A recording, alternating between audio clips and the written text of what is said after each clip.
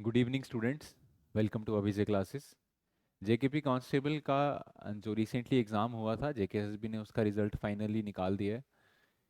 अब जो बच्चे फाइनली इस एग्ज़ाम में जिन बच्चों ने अपेयर किया था और जिन बच्चों का स्कोर 50 प्लस है, सबसे पहले मैं उन सब बच्चों को बधाई देना चाहता हूँ। आप सभी लोगों ने बहुत मेहनत करके 50 प्लस मार्क्स जो हैं इस एग्ज़ाम में लिए हैं और आप सब लोग बधाई के पात्र हो। आप सब लोगों को अब फिजिकल की तैयारी स्टार्ट करनी चाहिए। कट ऑफ की अगर हम बात करें, आपने अभी तक काफ़ी कट ऑफ की वीडियोस देख चुके होंगे आप, और सामने दिखता ही है जब 4000 पोस्टें हैं और 1:6 की रेशो में इनको बच्चों को बुलाना है रनिंग के लिए, फिजिकल टेस्ट के लिए, तो 24,000 बच्चे बुलाए जाएंगे। तो ओपन मेरिट में 50 के आसपास जिनका स्कोर है, 50 प्लस जिनका स्कोर है, वो बच्चों को रनिंग की कॉल तो आ जाएगी। ठीक है। तो ओपन मेरिट में जो भी बच्चा 50 प्लस स्कोर कर रहा है,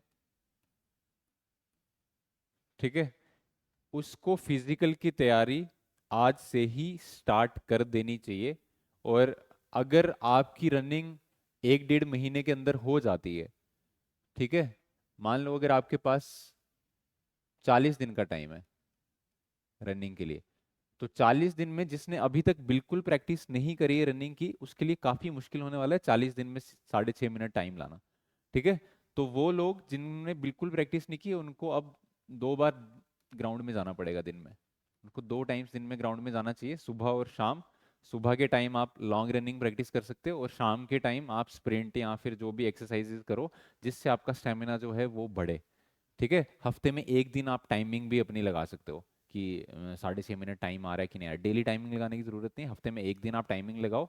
और बाकी का जो है आप लॉन्ग रनिंग करो, अपना स्टेमिना पे काम करो, अच्छी डाइट लो, ठीक है, प्रॉपर नींद लो, रेस्ट करो, मसाज करो अपने आप को और अच्छे से तैयारी करो रनिंग की। ठीक है। जिनके ओपन मेरिट में 60 प्लस स्कोर है वो लोग तो बिल्कुल सेफ हैं। ठीक है। उनके पास तो जॉब, उनके पास समझ लो उनके जेब में जॉब आ चुकी है। तो उन लोगों को तो अच्छे से बिल्कुल ये चांस जो है इसको छोड़ना नहीं है। तो वो रनिंग पे ज़्यादा ध्यान दें, उनको बिल्कुल भी किसी भी हालत में इस चांस को मिस नहीं करना है। ठीक है। 60 प्लस वाला बंदा सेफ है, बिल्कुल सेफ है। ठीक है। अब जो लोग कैटेगरीज वाले हैं, ठीक है, कैटेगरीज वाले आप ये समझ लो, जो भी लोग कैटेगरीज वाले हैं और जिनका स्कोर 40 प्लस है, ठीक है, लमसम जो 40 प्लस स्कोर कर रहे हैं और कैटेगरीज हैं, उनको रनिंग की कॉल आ जाएगी। ठीक है। तो आप लोग रनिंग की प्रैक्टिस स्टार्ट कर दें। ठीक है। अब इसमें ये भी देखना होगा कि कौन से बच्चे रनिंग निकालेंगे। यूजुअली ऐसा होता है कि जो लोग जिनका स्कोर अच्छा होता है वो लोग काफ़ी जान मारते हैं रनिंग में। ठीक है। तो उनका सक्सेस रेट भी उस हिसाब से बढ़ जाता है। तो जिनका भी रैंक अच्छा होगा उनका सक्सेस रेट भी ज़्यादा दे। ऐसे तो सक्सेस रेट हमें 30% देखने को मिलता है यूजुअली। जो भी हमारे फिजिकल स्टैंडर्ड टेस्ट होते हैं उनमें 30% रहता है success rate. But sub inspector के टाइम पे भी हमने देखा था कि जो लोगों का रैंक ज़्यादा है वो लोग वहाँ पे सक्सेस रेट आपका 50 60 70% भी चले जाता है, 70% भी कभी कभी चले जाता है सक्सेस रेट। ठीक है। तो 60 प्लस वाला बंदा जो ओपन मेरिट में है वो सेफ है, रनिंग के बाद भी वो सेफ है। ठीक है। रनिंग के लिए तो 50 प्लस सेफ है।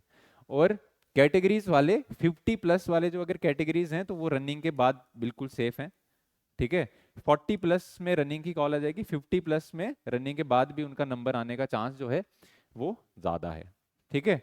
तो इस हिसाब से आप अपनी रनिंग की तैयारी स्टार्ट कर दो। 15% हॉरिजॉन्टल रिजर्वेशन लड़कियों के लिए, तो उस हिसाब से लड़कियों का कट ऑफ और ज़्यादा नीचे जाने के चांसेस हैं। ठीक है। उसके बाद 15% इसमें लड़कियों के लिए हॉरिजॉन्टल हॉरिजॉन्टल और 6% हॉरिजॉन्टल आपकी एक्स सर्विसमैन के लिए होगी, 15% एसपीओज के लिए है। ठीक है। तो उस हिसाब से अपना कट ऑफ आप देख लो कि आपको, जो भी लोग कैटेगरीज में 40 प्लस स्कोर कर रहे हैं और जो ओपन मेरिट में 50 प्लस स्कोर कर रहे हैं, वो लोग अपनी रनिंग की प्रैक्टिस आराम से कर सकते हैं। जो लोग बेसिकली ये वीडियो में जिन लोगों का 50 प्लस स्कोर है वो लोग तो ठीक हैं, वो लोग अपनी रनिंग की प्रैक्टिस करें और उनका नंबर आ सकता है। बट जो लोगों का स्कोर ओपन मेरिट में 50 से नीचे है और कैटेगरीज में जिनका स्कोर 40 से नीचे है और जिन लोगों को जॉब की ज़रूरत है, वो लोग क्या करेंगे अभी? उन वो लोग काफ़ी डिसहार्टेंड फील कर रहे होंगे और इस टाइम उनको ऐसे लग रहा होगा कि इतनी बड़ी अपॉर्चुनिटी हमारे हाथ से निकल गई है। तो मैं ये वीडियो बेसिकली उन लोगों के लिए बना रहा हूँ कि देखो, आपको अभी इस टाइम पे ऐसा लग रहा है कि इतनी अच्छी अपॉर्चुनिटी थी, ज़्यादा पोस्टें थी इस टाइम, अगर आप मेहनत करते अच्छे से आपके 50 प्लस स्कोर करना कोई ज़्यादा मुश्किल नहीं था इस एग्ज़ाम में। मैंने नहीं सोचा था कि इतना कम कट ऑफ इसका जाएगा। 100 में से 50% स्कोर करना किसी भी एग्ज़ाम में इतना मुश्किल नहीं है। यूपीएससी के एग्ज़ाम में 50% स्कोर करना मुश्किल होता है, कांस्टेबल के एग्ज़ाम में 50% स्कोर करना कोई ज़्यादा मुश्किल बात नहीं थी। अगर आपने ढंग से पढ़ा होता तो आप 50% स्कोर कर लेते। ठीक है। पर मैंने ये देखा है कि जो भी हमारे पास भी जो स्टूडेंट्स थे, जो भी न्यू कमर्स थे, जिनका पहली बार एग्जाम था, वो लोग यहाँ पे तो अच्छा परफॉर्म कर रहे थे, टेस्ट में अच्छा परफॉर्म कर रहे थे, बट पेपर में वो लोग पैनिक कर गए हैं। ठीक है। वो जो फर्स्ट टाइम जॉब लेने का उनको इतना ज्यादा वो था कि वो प्रेशर में आ गए वो लोग। ठीक है। उस प्रेशर की वजह से वो अच्छा परफॉर्म नहीं कर पाए, ये मैंने नोटिस किया, क्योंकि यहाँ पे ऐसे काफी बच्चे थे जो टेस्ट में 60 के आसपास स्कोर करते थे, बट वहां पे जाके उनका स्कोर 40s में आ गया। तो इसका मतलब ये है कि वो लोग वैसे तो अच्छा पढ़ रहे थे, यहाँ पे आराम से टेस्ट देते थे, बट वहां पे जाके उन्होंने ज्यादा प्रेशर ले लिया, क्योंकि पहली बार कोई एग्जाम दे रहे हैं, और फर्स्ट टाइम जब आप कोई एग्जाम देते हो तो आपके ऊपर प्रेशर ज्यादा होता है, आपको वो टैकल करना नहीं आता है एग्जाम की, हम कैसे, इंसान थोड़ा ज्यादा प्रेशर फील करता है। तो वो प्रेशर हैंडल करना उनको नहीं आया, जिसकी वजह से काफी डिसहार्टेंड बचे, जिन्होंने भी पहली बार ये एग्जाम दिया है वो बच्चे काफी डिसहार्टन हुए हैं। तो उनको मैं ये मैसेज देना चाहता हूँ कि भाई आपको डरने की ज़रूरत नहीं है। बेशक आपने 40 के आसपास इस एग्ज़ाम में स्कोर किया है, 30 भी अगर आपने स्कोर किया है, आपके पास अभी बहुत सारी अपॉर्चुनिटीज, जिन्होंने फर्स्ट टाइम ये एग्ज़ाम दिया है उनके पास अभी बहुत अपॉर्चुनिटीज आएंगी, अभी आप दिल छोटा मत करो। ठीक है। ऐसा नहीं है कि एक एग्ज़ाम में आपके मार्क्स नहीं आए तो अभी कभी भी आपके मार्क्स नहीं आएंगे, आप हिम्मत हार के बैठ जाओ, ऐसा नहीं होता है।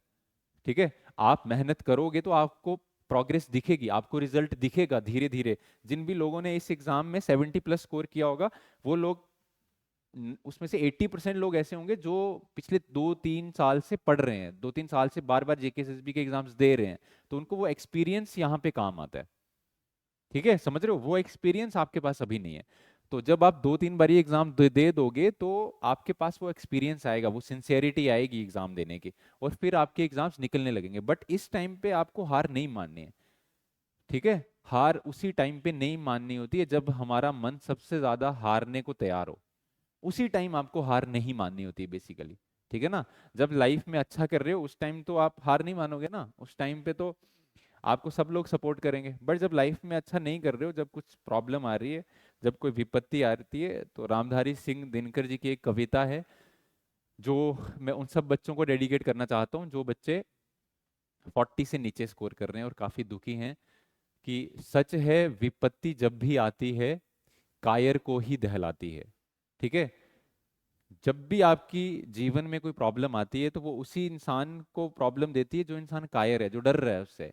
सूरमा नहीं विचलित होते, क्षण एक नहीं धीरज खोते। जो भी सूरमा है, जो जिनका दृढ़ संकल्प है, वो कभी घबराते नहीं है। ठीक है। और वो लोग विघ्नों से लड़ते हैं और कांटों में भी अपनी राह बनाते हैं। तो आपको भी विघ्नों से लड़ना है, आपकी प्रॉब्लम्स के साथ, जो भी आपको प्रॉब्लम्स आ रही हैं आपको उनसे लड़ना है, उनसे भागना नहीं है आपको। ठीक है। आपको उनसे लड़ना है और आपको कांटों में अपनी राह बनानी है। कांटों में राह बनाओगे, अभी मुश्किल लग रहा है, बट धीरे धीरे जब पढ़ोगे, जब प्रोग्रेस करोगे, जब आपको अपने मार्क्स देखने लगेंगे कि नहीं हमारे मार्क्स अब बढ़ रहे हैं, 40 प्लस, आपको 50 दिखेंगे, 60 दिखेंगे, धीरे धीरे जब ये प्रोग्रेशन आपको दिखाई देगी तो आप में वो कॉन्फिडेंस आएगा।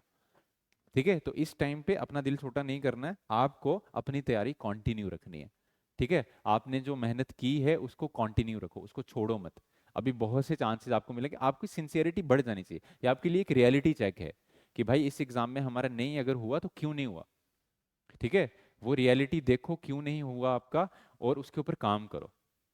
जितना उसके ऊपर काम करोगे, देखो असली सक्सेसफुल इंसान मैं उसको मानता हूं जो अपनी मिस्टेक्स के ऊपर काम करता है, ना कि उनसे भागता है।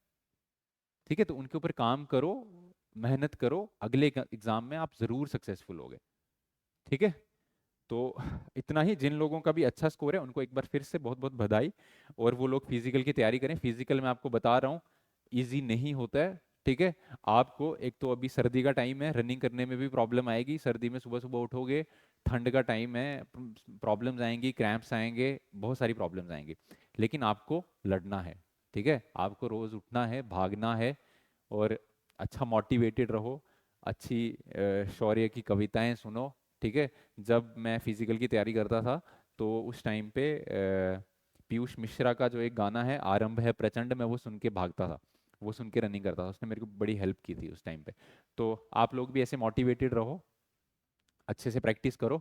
और रनिंग करते टाइम भी काफ़ी लोग मैंने ऐसे देखे हैं कि जब हमारी सब इंस्पेक्टर की रनिंग थी, काफ़ी लोग ऐसे थे जो लोग पूरा साल जिनने प्रैक्टिस की थी बट उसके बावजूद वो वहाँ पे रनिंग नहीं कर पाए, परफॉर्म नहीं कर पाए, क्योंकि वो इतना ज़्यादा प्रेशर ले लेते हैं कि भाई अब तो नहीं लगी तो फिर नहीं हुई रनिंग तो जॉब गई हाथ से। वो प्रेशर आपको नहीं लेना है, ठीक है, it is just a job. तो आपको बस रनिंग करनी है, अपना बेस्ट देना है, अपना बेस्ट दो, आपका अच्छा ही होगा जो भी होगा। ठीक है, चलो जी, शुक्रिया।